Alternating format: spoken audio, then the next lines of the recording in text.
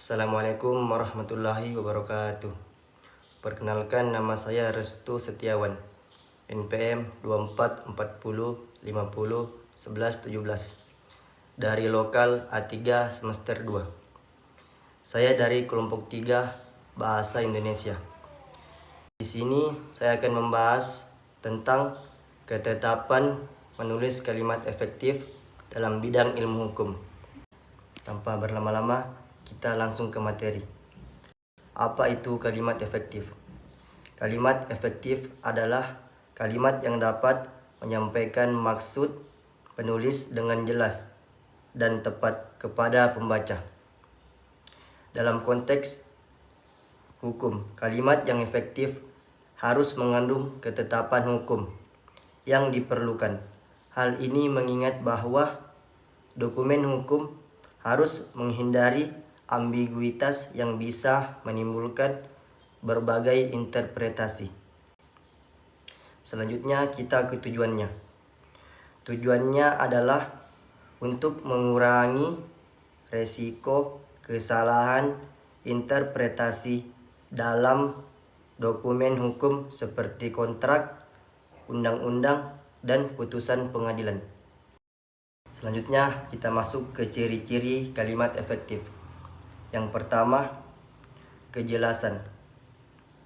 Penggunaan istilah hukum yang tepat dan mudah dimengerti oleh semua pihak sangat penting, karena setiap kata dalam dokumen hukum memiliki arti yang sangat spesifik.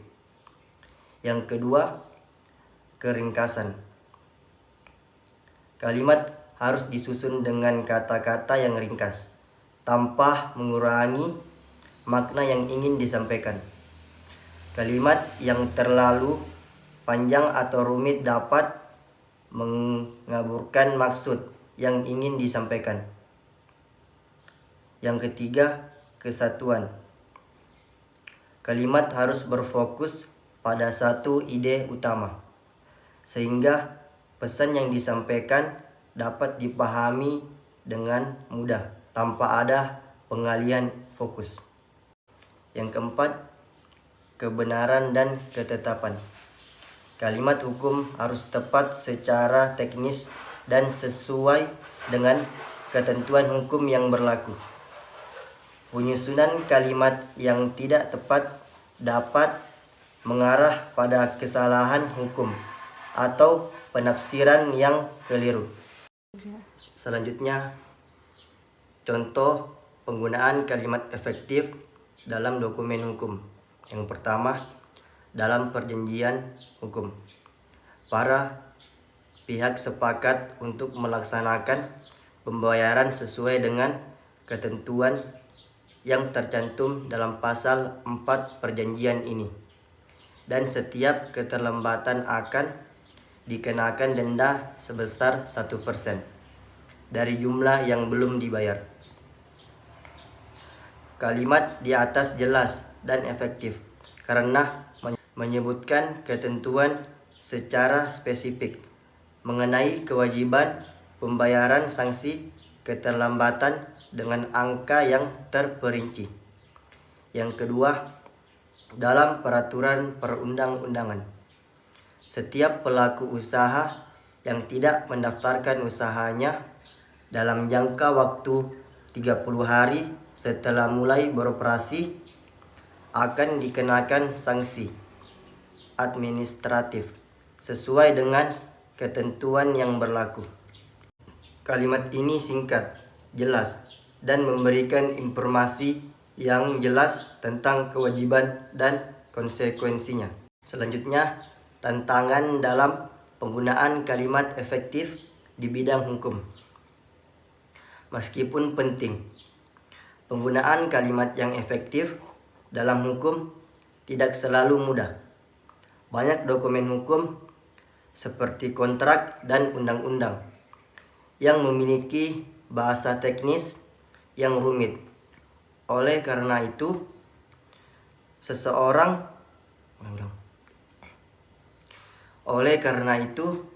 seorang penulis hukum harus mampu menyusun kalimat yang mengakomodasi kebutuhan legalitas dan tetap mudah dipahami oleh para pihak yang terlibat. Selanjutnya, kesimpulan. Kalimat efektif sangat penting dalam bidang hukum untuk memastikan bahwa komunikasi hukum dapat dilakukan dengan jelas dan tepat. Kejelasan, keringkasan, kesatuan, dan ketetapan merupakan ciri-ciri utama dari kalimat efektif dalam hukum. Dengan memahami dan menerapkan prinsip-prinsip kalimat efektif, praktisi hukum dapat menghindari kesalahpahaman dan meminimalkan resiko sengketa di kemudian hari. Penyusunan kalimat yang baik akan memperkuat kualitas hukum dan mendukung tercapainya keadilan. Yang terakhir, saran. Yang pertama, pahami konteks hukum dengan baik. Sebelum menulis, pastikan untuk memahami sepenuhnya konteks hukum yang sedang dibahas. Hal ini akan membantu dalam memilih istilah dan struktur kalimat yang tepat, agar pesan hukum yang ingin disampaikan tidak menimbulkan kebingungan. Yang kedua, sederhanakan kalimat yang kompleks. Cobalah untuk menyederhanakan kalimat yang panjang dan kompleks.